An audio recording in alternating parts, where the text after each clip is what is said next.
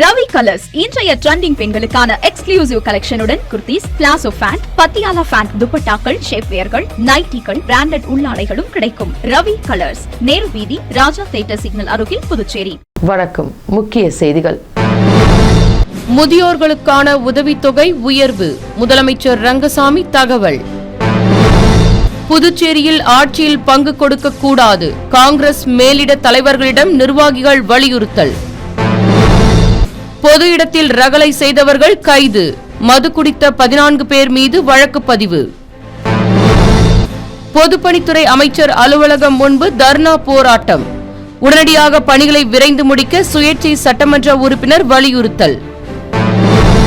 நம்ம பாண்டிச்சேரிக்கு Reliance fashion world வந்தாச்சு. குவாலிட்டியான பிராண்டட் ஆடைகள் கம்மியான விலையில எங்க தெரியுமா? அண்ணா சாலை ரத்னா தியேட்டர் பக்கத்துல இருக்க நம்ம ரிலையன்ஸ் ஃபேஷன் வேர்ல்ட் தான். இங்க கலெக்ஷன்ஸ் எல்லாமே ட்ரெண்டுக்கு ஏத்த மாதிரி இருக்கு. விழாக்கால சிறப்பு சலுகையாக நீங்கள் வாங்கும் அனைத்து ஆடைகளுக்கும் சிறப்பு ஆஃபர்களுடன் நிச்சய பரிசுகளும் உண்டு. கம்மியான பிரைஸ்ல பிராண்டட் ஆடைகள் வாங்க அண்ணா சாலை ரிலையன்ஸ் ஃபேஷன் வேர்ல்ட் வாங்க. ரிலையன்ஸ் ஃபேஷன் வேர்ல்ட், நம்பர் 460, அண்ணா சாலை ரத்னா தியேட்டர் அருகில், புதுச்சேரி. இனி விரிவான செய்திகள். முதியோர்களுக்கு வழங்கப்படும் உதவித்தொகையில் 500 ரூபாய் ஏற்றி வழங்கப்படும் என்று முதலமைச்சர் ரங்கசாமி தெரிவித்துள்ளார். புதுச்சேரி சட்டசபை தேர்தல் அறிவிப்புக்கு சில மாதங்களே உள்ள சூழ்நிலையில் புதுச்சேரி அரசு மக்கள் நலத்திட்டங்களை வேகப்படுத்தி வருகின்றது. குறிப்பாக முதியோர், மகளிர் ஓட்டுகளை குறிவைத்து அதற்கான நலத்திட்ட பணிகளை வேகமாக செய்து வருகின்றது. அதன்படி அரசின் எந்த துறைகளிலும் மாதாந்திர உதவித்தொகை ஏதும் பெறாத 21 வயது முதல் 55 வயதிற்குள் இருக்கும் வறுமை கோட்டிற்கு கீழ் உள்ள ஏழை குடும்ப தலைவர்களுக்கு மாதந்தோறும் 1000 ரூபாய் நிதியுதவி வழங்கப்படுகிறது.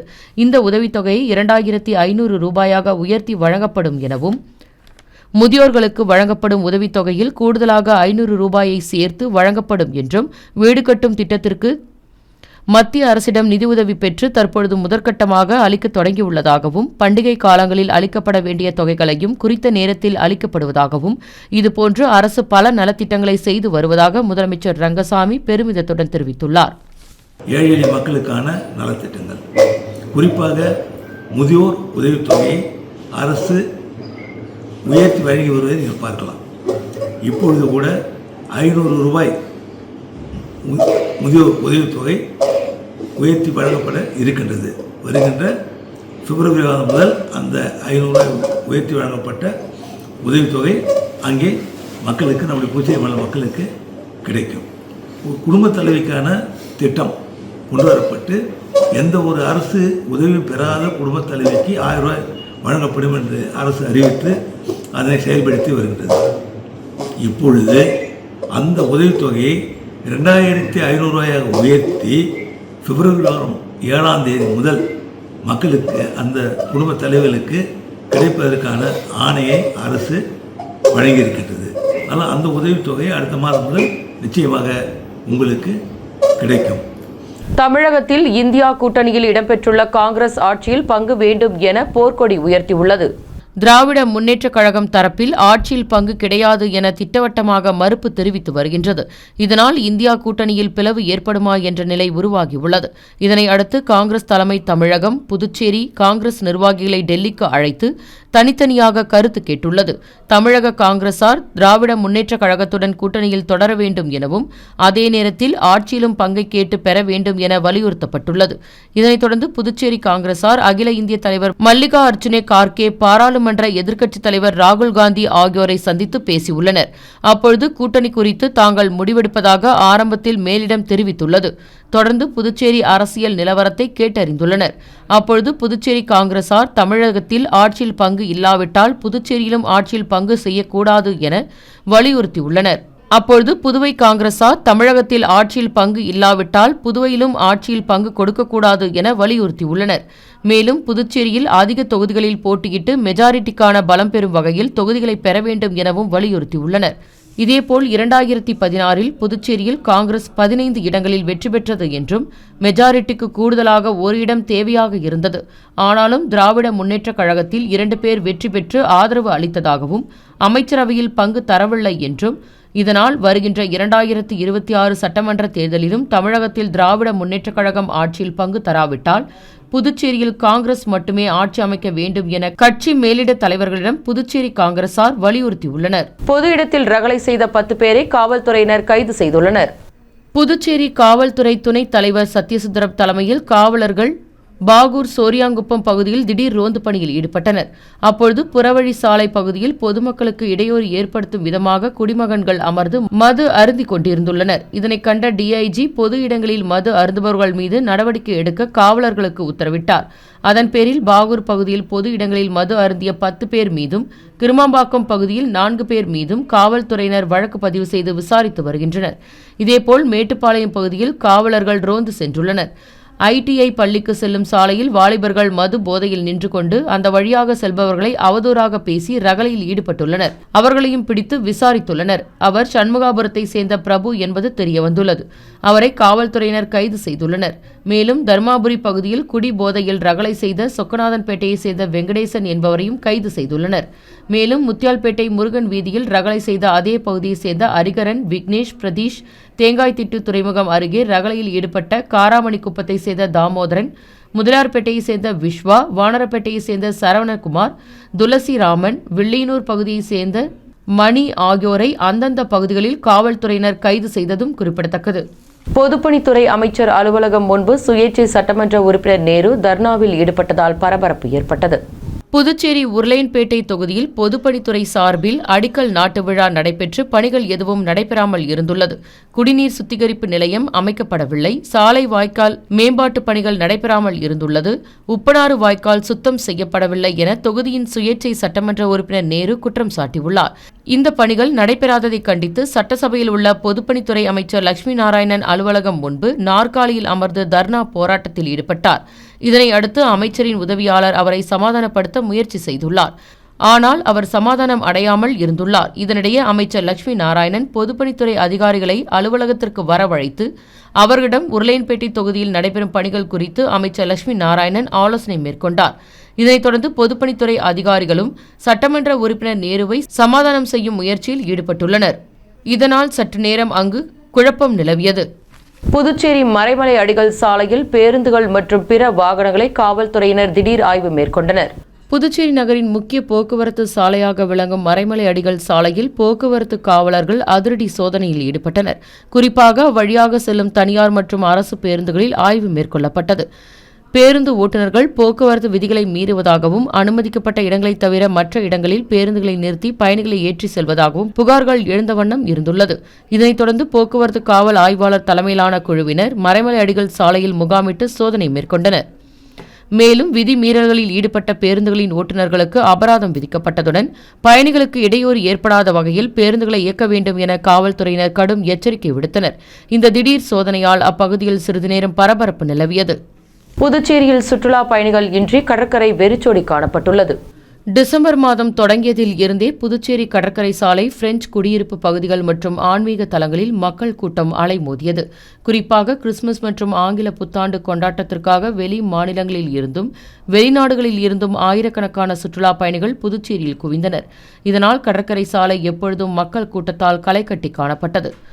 இதனைத் தொடர்ந்து வந்த பொங்கல் பண்டிகை விடுமுறையும் சுற்றுலா பயணிகள் புதுச்சேரியில் உற்சாகமாக கொண்டாடினர். தற்பொழுது பொங்கல் பண்டிகை விடுமுறை முடிந்து பள்ளி மற்றும் கல்லூரிகள் மீண்டும் திறக்கப்பட்டுள்ளது. இதன் காரணமாக சுற்றுலா பயணிகள் அனைவரும் தங்களது சொந்த ஊர்களுக்கு திரும்பியுள்ளனர். இதனால் கடந்த சில வாரங்களாக மக்கள் கூட்டத்தால் நிரம்பி வழிந்த புதுச்சேரி கடற்கரை சாலை தற்பொழுது சுற்றுலா பயணிகள் வருகையின்றி வெறிச்சோடி காணப்படுகிறது. ஈரானில் மாயமான புதுச்சேரி மாஹே வாலிபரை மீட்டுத்தரக் கோரி முதலமைச்சர் ரங்கசாமி மத்திய அரசுக்கு கடிதம் அனுப்பியுள்ளார். புதுச்சேரி மாநிலம் மாஹே பகுதியைச் சேர்ந்தவர் உப்பில் தாலி அஜித். இவர் ஹார்ஸ் அண்ட் ஷிப் மேனேஜ்மெண்ட் என்ற தனியார் நிறுவனத்தில் 3வது இன்ஜினியராக பணியாற்றி வந்துள்ளார். கடந்த டிசம்பர் 16ஆம் தேதி ஈரானை சேர்ந்த விஸ்டன் என்ற கப்பலில் பணிபுரிவதற்காக அவர் ஈரான் நாட்டுக்கு சென்றுள்ளார். ஈரான் சென்ற சில நாட்களிலேயே அஜித்தின் தொடர்பு துண்டிக்கப்பட்டுள்ளது. அவரது பெற்றோர் மற்றும் உறவினர்கள் பலமுறை முயற்சித்தும் அவரை தொடர்பு கொள்ள முடியாமல் போயுள்ளது. நீண்ட நாட்களாகியும் அவர் குறித்த எந்த தகவலும் கிடைக்காததால் அதிர்ச்சியடைந்த அவரது குடும்பத்தினர் புதுச்சேரி முதலமைச்சர் ரங்கசாமியிடம் அவரை மீட்டுத்தரக் கோரி மனு அளித்திருந்தனர். இதனைத் தொடர்ந்து ஈரான் நாட்டுக்கான இந்திய தூதர் ருத்ரா கௌரவ் ஸ்ரேத்துக்கு முதலமைச்சர் ரங்கசாமி அவசர கடிதம் ஒன்றை அனுப்பியுள்ளார். அதில் மாஹேவை சேர்ந்த மாலுமி உப்பில் தாலி அஜித் ஈரானில் மாயமாகி இருப்பது அவரது குடும்பத்தினரிடையே பெரும் கவலையை ஏற்படுத்தி உள்ளதாகவும், எனவே ஈரானில் அவர் எங்கு இருக்கிறார் என்பதை தேடி கண்டுபிடித்து அவரை பத்திரமாக இந்தியாவுக்கு அழைத்து வர உரிய நடவடிக்கை எடுக்க வேண்டும் எனவும் கேட்டுக்கொண்டுள்ளார். மேலும் அந்த வாலிபர் தொடர்பான பாஸ்போர்ட் எண், கப்பல் விவரம் மற்றும் எமிகிரேட் விவரங்களை அக்கடிதத்துடன் முதலமைச்சர் ரங்கசாமி இணைத்து அனுப்பியுள்ளார். மது போதையில் இருசக்கர வாகனத்தில் வந்த வாலிபர்கள் வேன் மீது மோதியதில் படுகாயத்துடன் மருத்துவமனையில் அனுமதிக்கப்பட்டுள்ளனர். புதுச்சேரியை சேர்ந்த 2 இளைஞர்கள் மது போதையில் லாஸ்பேட்டை பகுதியில் இருந்து பேருந்து நிலையத்தை நோக்கி சென்று கொண்டிருந்துள்ளனர்.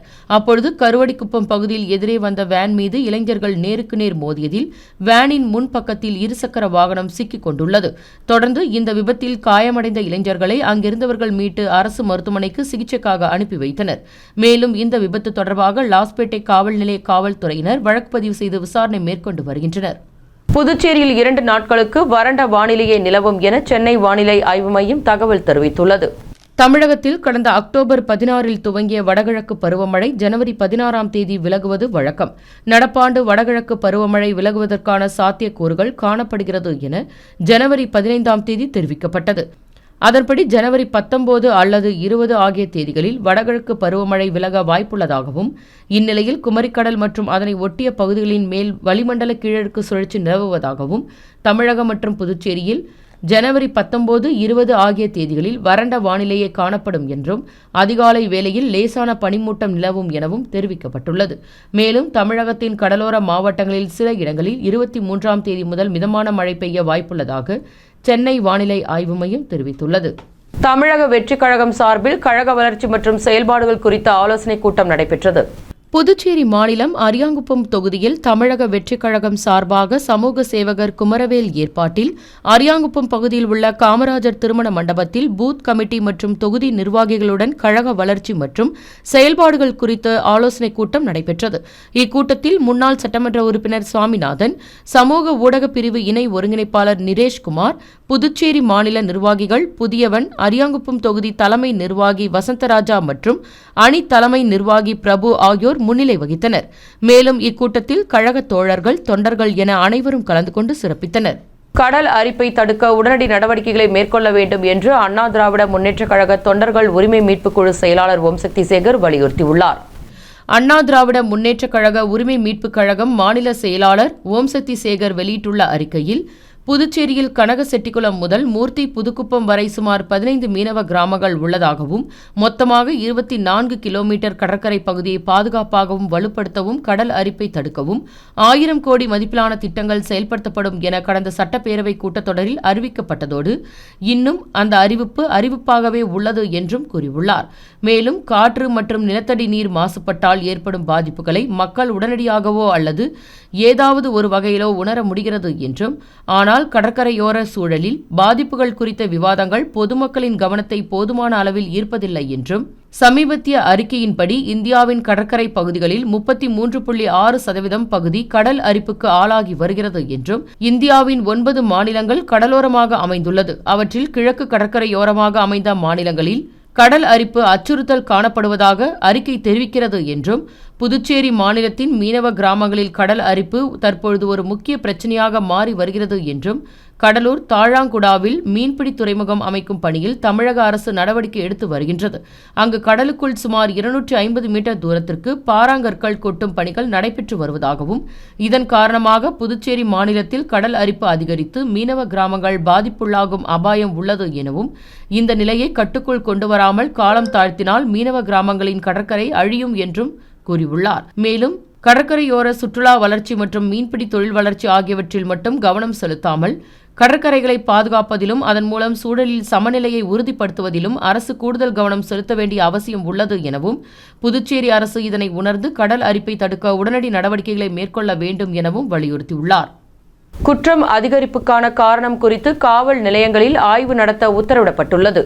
புதுச்சேரி காவல்துறை தலைமையக முதுநிலை காவல்துறை கண்காணிப்பாளர் அனில் குமார்லால் பிறப்பித்துள்ள உத்தரவில் புதுச்சேரியில் உள்ள காவல் நிலையங்கள், புறக்காவல் நிலையங்களில் 2 சீனியர் போலீஸ் சூப்பரண்டுகள், 16 போலீஸ் சூப்பரண்டுகள் வருடாந்திர ஆய்வு நடத்த வேண்டும் என்றும், ஆய்வின் பொழுது குற்றம் அதிகரிப்பு காரணம் குறித்து விவாதிக்க வேண்டும், வழக்கு விசாரணை முன்னேற்றத்தை கண்காணிக்க வேண்டும், மீட்கப்பட்ட சொத்துக்கள் ஆய்வு செய்ய வேண்டும் எனவும் தெரிவித்துள்ளார்.